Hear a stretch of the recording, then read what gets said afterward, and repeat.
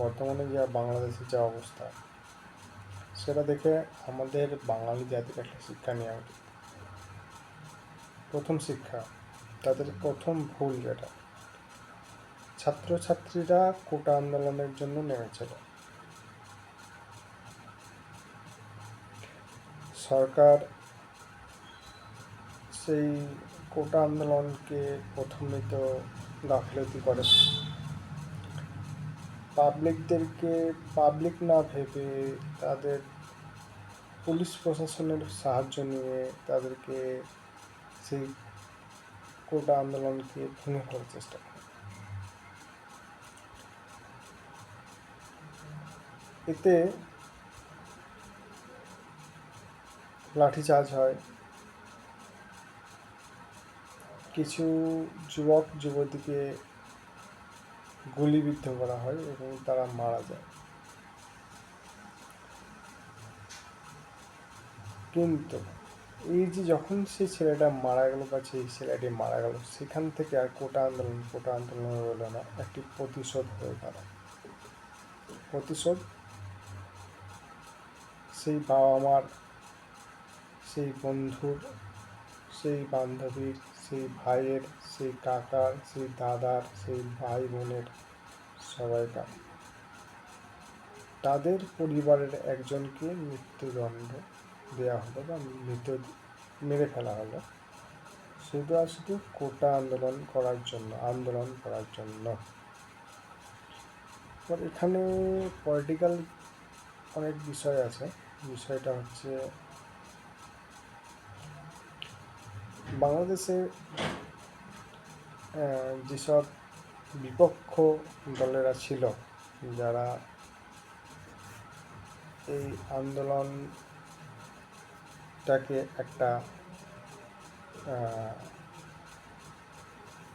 উৎসেচক মনে করেছে। উৎসেচক বলতে এটাকে একটা ও বলে না কথায় আমাদের, যে লোকের কাঁধে বন্দুক রেখে গুলি চালানো। তা এখানে ঠিক তাই হয়েছে। আদার্স যে পলিটিক্যাল পার্টি এবং তার সঙ্গে ধর্মীয় সংস্থা, তারা কি করেছে, তারা যেটা করেছে সেটা হচ্ছে যে দেখছি যে এই আন্দোলনকে যদি তারা আগুন দিয়ে জ্বালাতে পারে বা তাকে যদি আগে এগিয়ে নিয়ে যেতে পারে, তাহলে কি হবে, তারা তাদের যে মনোকামনা, তাদের যে প্রত্যাশা, সেই দেশের প্রতি, সেই সরকারি অধিকৃত সম্পত্তি এবং সরকারের যা ক্ষমতা, তার উপরে তারা কবজা করতে পারে। এবং যে শেখ হাসিনা ছিল সেই দেশের মুখ্যমন্ত্রী,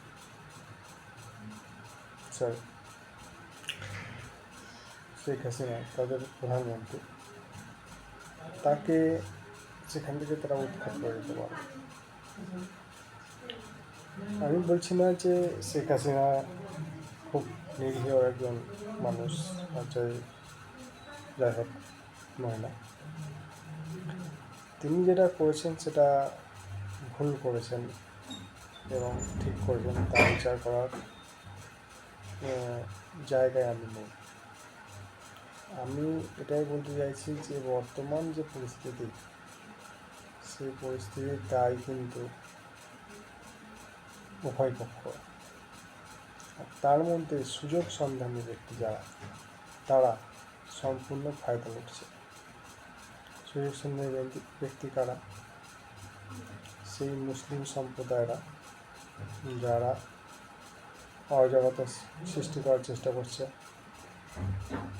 দেশের সম্পদ, দেশের ঐতিহ্যকে নষ্ট করছে।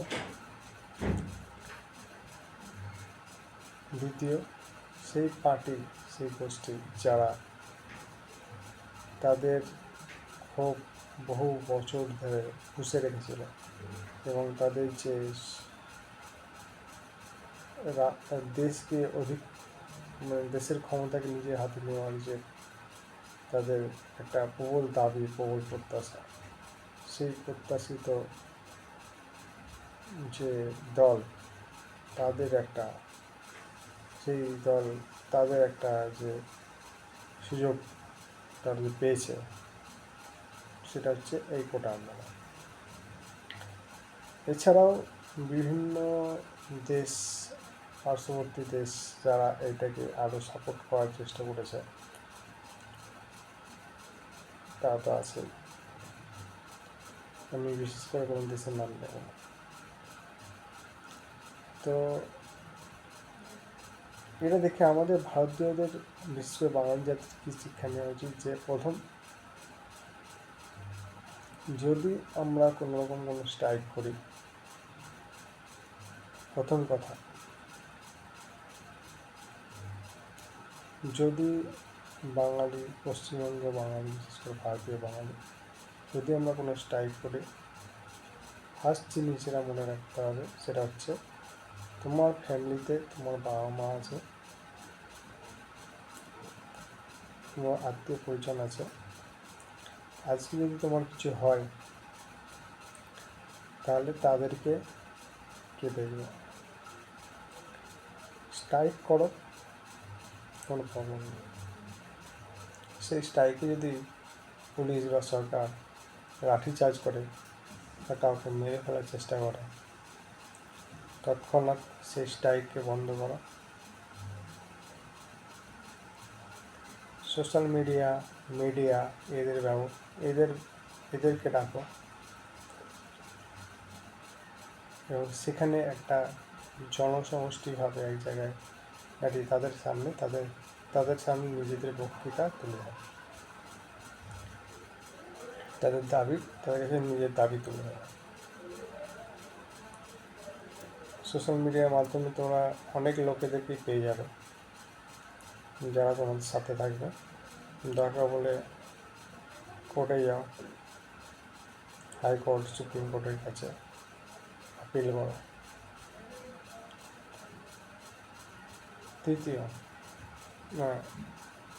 দ্বিতীয় জিনিস মনে রাখতে হবে এটা, যে আমার যদি ক্ষমতা থাকে স্ট্রাইক করার, তাহলে আমাকে এই ক্ষমতাও রাখতে হবে যে আমার স্ট্রাইকটাকে কেউ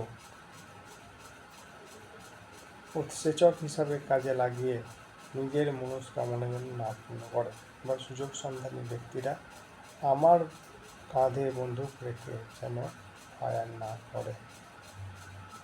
এই জিনিসটা মাথায় মনে রাখতে হবে। কারণ আমরা স্ট্রাইক তো করছি আমাদের জন্য, কিন্তু কেউ যদি নিজেদের সুযোগ সন্ধানের জন্য আমাদের সেই স্ট্রাইকটাকে তারা ম্যানিপুলেট করে সেটাকে ব্যবহার করার চেষ্টা করে, সেই বুদ্ধিটুকু থাকা দরকার। তবেই আমরা শিক্ষিত মানে এই নয় যে চার কথা পড়তে পারলাম, একটা সরকারি চাকরি পেলাম, ব্যাস। শিক্ষা মা সরস্বতী এরকম আমি শিক্ষার জন্য বসে নেই, চাকরি পাবো। শিক্ষার মূল কারণ কি? শিক্ষার মূল কারণ হচ্ছে তুমি একজন ঠিক ব্যক্তি, তোমার দিক এগিয়ে চলা, মানে তুমি একজন একটা মানুষ হয়ে তুমি শিক্ষিত হওয়া মানে কি, তোমার জ্ঞান বুদ্ধি সব বিবেচনা যেন সঠিক থাকে, আর তোমার চতুর ব্রেনটাও যেন চালাক থাকে, তবেই তুমি শিক্ষিত। হ্যাঁ, প্রত্যেকটা মানুষ যারা শিক্ষিত সবাই যে চালাক হবে তা মানে না, তবে চেষ্টা রাখতে হবে নিজেকে সেই রকম বুদ্ধি নেওয়া, নাহলে পড়াশোনাতে সস্তার বাজার হয়ে যায়, ঠিক না? আগেকার দিনে ভালো ভালো মেধাবী লোকেরা দেশটাকে স্বাধীন করে গেছে, তারা প্রচুর শিক্ষিত ছিল, নানা ভাষায় কথা বলতে পারত, তা বলে কি তারা শুধু সেই ভাষাটাকে লাগিয়ে চাকরি করে যায়, ইংরেজের গোলামি করেছে? তা করে তারা তাকে ভারতকে স্বাধীন করার জন্য, দেশকে স্বাধীন জন্য পশ্চিমবাংলা তখন ছিল না, বাংলাকে স্বাধীন করার জন্য তারা তাদের অতপ্রত চেষ্টা করেছে। তো তার ফলস্বরূপ আমরা এই মুহূর্তে এই যে ফোনে নিয়ে কথা বলতে পারছি, দুটো ভিডিও রেকর্ডিং করতে পারছি, নিম্নমাত্র যে স্বাধীনতা ছিল সেটুকু অন্তত পেয়েছি। বাকি এটা তো সবাই জানেন। যাই হোক, আর একটা কথা মনে রাখতে হবে এটা, যে যদি আমাদের স্ট্রাইক করার পরে আমাদের যে দাবি সেটা যদি পূর্ণ হয়ে যায়, তাহলে তৎক্ষণাৎ সেই স্ট্রাইক বন্ধ করে দেওয়া উচিত এবং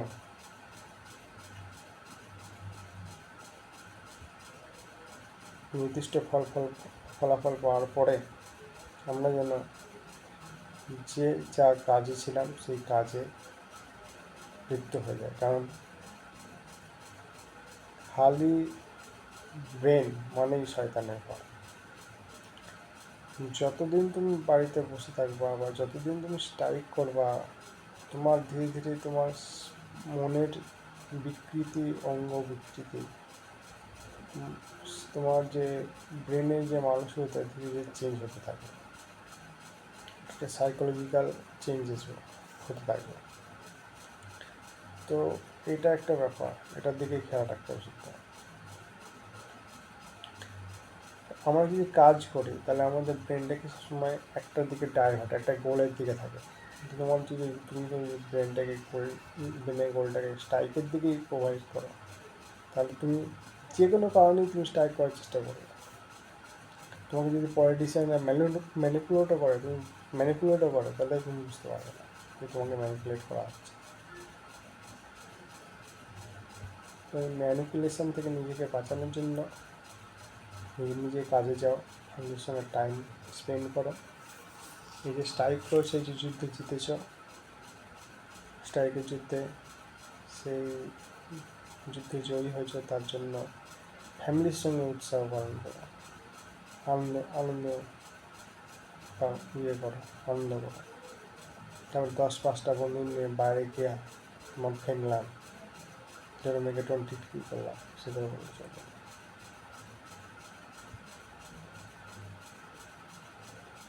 আর একটা হচ্ছে, আমরা বাঙালি, বাংলা ভাষাটা বর্তমানে সারা পৃথিবীতে ইংরেজদের টাইমে যেরকম যে পরিমাণে দাপিয়ে উঠেছিল, ইংরেজরা বাঙালিকে ভয় পেয়ে বাংলাটাকে দুভাগে ভাগ করে দিয়েছিল।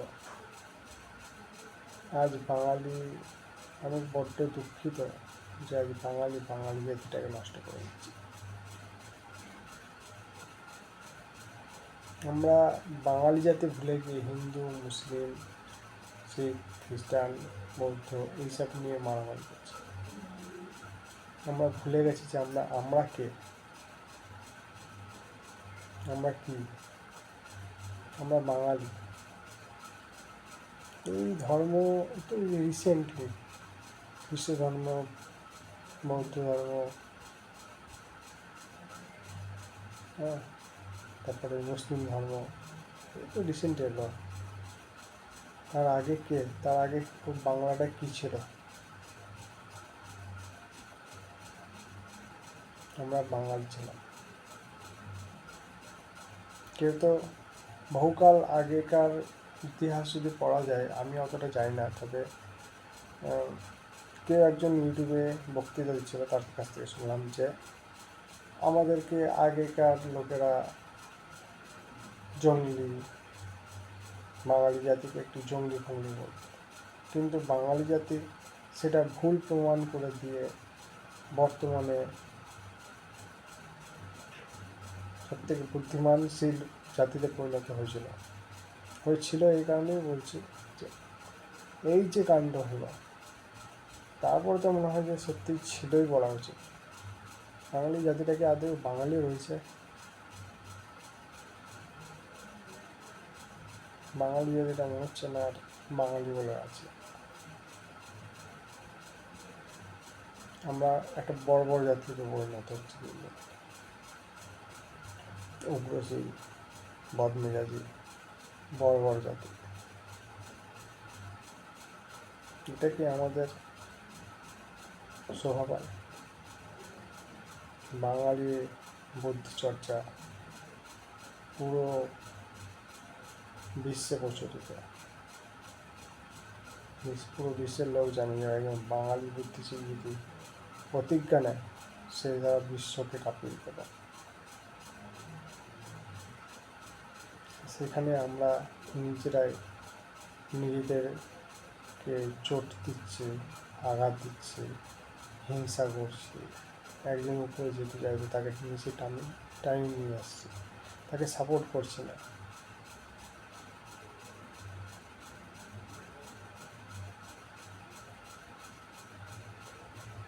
যাই হোক, এই পরিস্থিতি থেকে আমার বড্ড খারাপ লাগলো। যদি নিম্নমাত্র বাঙালি জাতির প্রতি ভালোবাসা থেকে থাকে, সে যে দেশেই থাকুক, বাংলাদেশ হোক, পশ্চিমবাংলা হোক, কি আমেরিকা হোক, কি জাপান হোক, কি কি চায়না হোক, কি রাশিয়া হোক, যেখানেই থেকে থাকুক না, তারা যদি বাঙালি থেকে থাকে, তাহলে তাদের মনের মধ্যে বাংলা জিনিসটাকে নিয়ে গর্ব হওয়া উচিত, আর সর্বসম্মত থাকার চেষ্টা করা উচিত। বাঙালি জাতি একটাই জাতি, এর মধ্যে কোনো ধর্ম নেই, এর মধ্যে কোনো বাদ বিচার নেই, এর মধ্যে কিছু নেই। যে যার ধর্ম তার কাছে থাকে। কোনো ধর্মের যে ধর্মগুরুরা আছে, সে মৌলবি বলো, সে আমাদের পণ্ডিত বলো, ঋষিমুনি বলো, বৌদ্ধ মঙ্ক বলো, সন্ন্যাসী, কেউ কিন্তু জোর জবরদস্তি কোনো ধর্মকে ছড়াবার জন্য তৈরি হয়নি। ধর্ম কি একটা, যেটাকে আমরা ধর্ম বলছি, এটা আমার ব্যক্তিগত মত। ধর্ম আসলে একটা নিয়ম বিধিশীল একটা অনুশাসন, মানুষের জীবনকে সঠিক পথে নিয়ে যাওয়ার জন্য একটা সমাজ তৈরি করা হয়েছে, সেই সমাজকে ঠিক পথে চালানোর জন্য একটা অনুশাসন। এই অনুশাসন নানা রকম ভূখণ্ড হিসাবে তৈরি, যেখানে আরও একটা মরুভূমি অঞ্চল, সেখানে এই শাসন তৈরি হয়েছিল মুসলিমদের জন্য, যেটা বর্তমানে কোরআন নামে পরিচিত। আমাদের ভারতবর্ষ, যেখানে নানা রকম জলবায়ু, নানা রকম পরিস্থিতি, সেখানে সেই নানা রকম পরিস্থিতির নানা ভাষার লোক সবাইকে নিয়ে চলার জন্য তৈরি হয়েছিল মহাভারতের নানা রকম শিষ্টানুচার, নিয়ম, এবং মানুষের মন তার গতিকে এগিয়ে নিয়ে যাওয়ার জন্য তৈরি হয়েছিল শ্রীকৃষ্ণের বলা তার বাণী, যাকে মহাভারত বলে।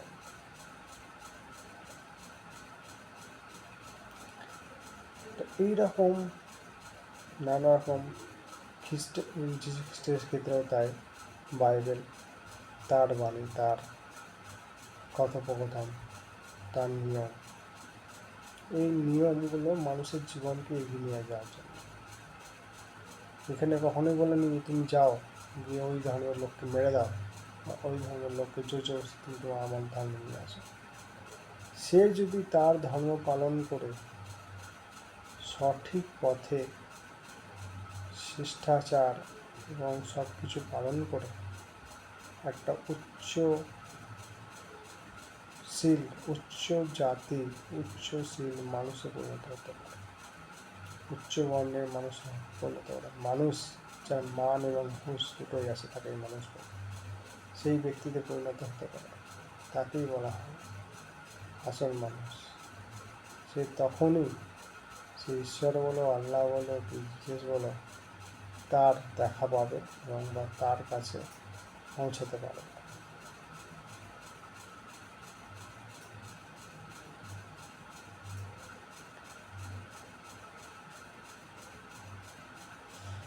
যাই হোক, বর্তমান অরাজকতা দেখে আমার খুব খারাপই লেগেছে। কার কী লেগেছে জানি না। এটা আমি কোনো পারমিশন নিয়ে বলছি না বা কোনো স্ক্রিপ্ট লিখে আমি বলছি না, তাই নানা রকম বলার সময় নানা রকম ভুল ত্রুটি হয়েছে। এটা আমার ব্যক্তিগত ব্যাপার, ব্যক্তিগতভাবে বলছি যে বাঙালি এক হও, বাঙালি জাতি এক হও। ধর্ম, পলিটিক্স, পার্টি এসব নিয়ে মারামারি করে কোনো লাভ নেই। তার থেকে বরঞ্চ বাঙালি জাতিকে কীভাবে এগিয়ে নিয়ে যেতে পারা যায় তার চিন্তা ভাবনা করো।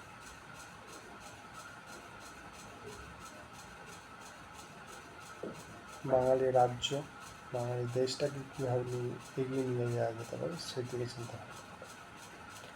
নাহলে ধীরে ধীরে ধীরে আমরা যদি নিজেদেরকেই নিজেরা মারপিট কাটাকাটি করে শেষ করতে থাকি, শেষ শেষে একদিন বাঙালি জাতিটাই এই দেশ পুরো বিশ্ব ব্রহ্মাণ্ড থেকে অবলুপ্ত হয়ে যায়।